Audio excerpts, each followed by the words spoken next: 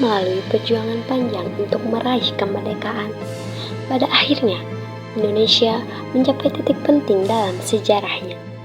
Pada tahun 1949, sebuah konferensi penting diadakan di Den Haag, Belanda, yang dikenal sebagai Konferensi Meja Bundar. Disinilah nasib Republik Indonesia ditentukan. Para delegasi dari Indonesia dan Belanda duduk bersama untuk merumuskan sebuah kesepakatan bersejarah. Setelah perdebatan panjang, keputusan penting pun diambil, yaitu penyerahan kedaulatan oleh Belanda kepada Republik Indonesia Serikat atau RIS.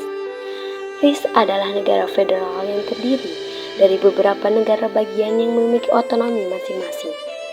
Momen ini menandai awal dari sistem pemerintahan baru bagi Indonesia yang mengadopsi sistem parlementer di bawah konstitusi baru. Kami, Kerajaan Nederland, dengan ini menyerahkan kedaulatan kepada Republik Indonesia Serikat tanpa syarat. Indonesia kini merdeka dan berdaulat penuh. Kami terima kedaulatan ini dengan penuh tanggung jawab. Indonesia Serikat akan dibangun berdasarkan konstitusi yang telah disepakati. Meskipun kedaulatan telah diserahkan, perjalanan demokrasi Indonesia tidak berjalan tanpa tantangan. Sistem federal yang diperkenalkan dalam RIS membagi negara menjadi beberapa bagian dengan masing-masing negara bagian memiliki otonomi. Sistem ini diatur oleh kabinet dan parlemen di bawah Perdana Menteri Muhammad Hatta, sementara Presiden Soekarno tetap menjadi simbol negara. Namun, perbedaan ini tidak diterima dengan baik oleh seluruh rakyat Indonesia. Saya kini hanya menjadi simbol negara. Segala urusan pemerintahan, kabinet, dan parlemen ada di tanganmu, Hatta. Ini adalah masa yang baru.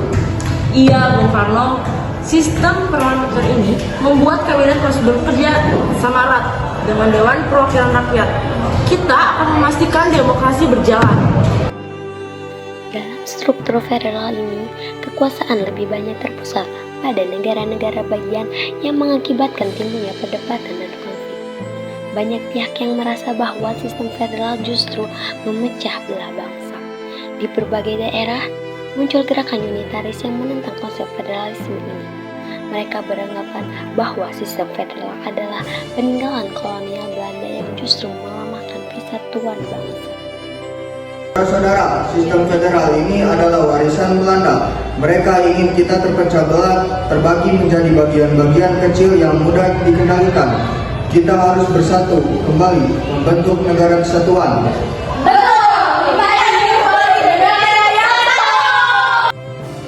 Gerakan unitaris terus tumbuh di berbagai daerah, terutama di wilayah yang merasa bahwa federalisme hanya menguntungkan sebagian kecil elit politik dan mengabaikan persatuan bangsa. Mereka menginginkan Indonesia kembali ke bentuk negara kesatuan, di mana seluruh wilayah berada di bawah satu pemerintahan pusat. Ketidakpuasan ini memuncak dalam serangkaian demonstrasi dan pertemuan politik yang mendesak pemerintah untuk mengakhiri sistem federal. Kita tidak bisa terus bertahan dalam sistem ini. Banyak daerah yang sudah bergabung kembali dengan Republik Indonesia di Yogyakarta. Kita harus menyatukan kembali bangsa ini. Kami setuju, negara bagian ini sudah tak lagi relevan. Mari kita bersatu kembali dalam negara kesatuan Republik Indonesia. Inilah saat yang tepat untuk memulihkan persatuan. Saya juga mendukung pembentukan negara kesatuan.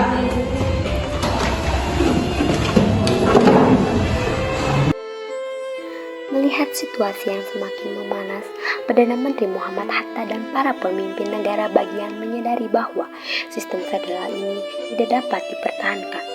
Mereka memutuskan kembali untuk memulai proses kembali ke negara kesatuan.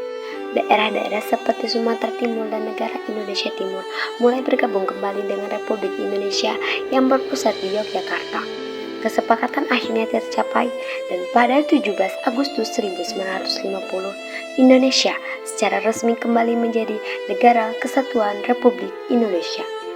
Periode Republik Indonesia Serikat berakhir dan Indonesia bersatu kembali di bawah satu pemerintahan pusat.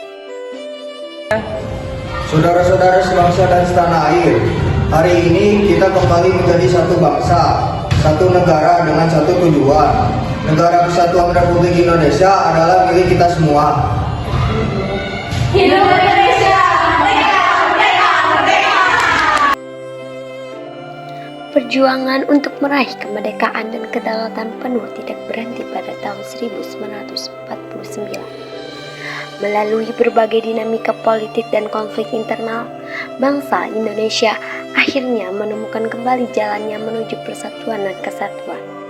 Kembalinya Indonesia ke bentuk Negara Kesatuan Republik Indonesia pada 17 Agustus 1950 menjadi tonggak penting dalam sejarah perjalanan demokrasi kita.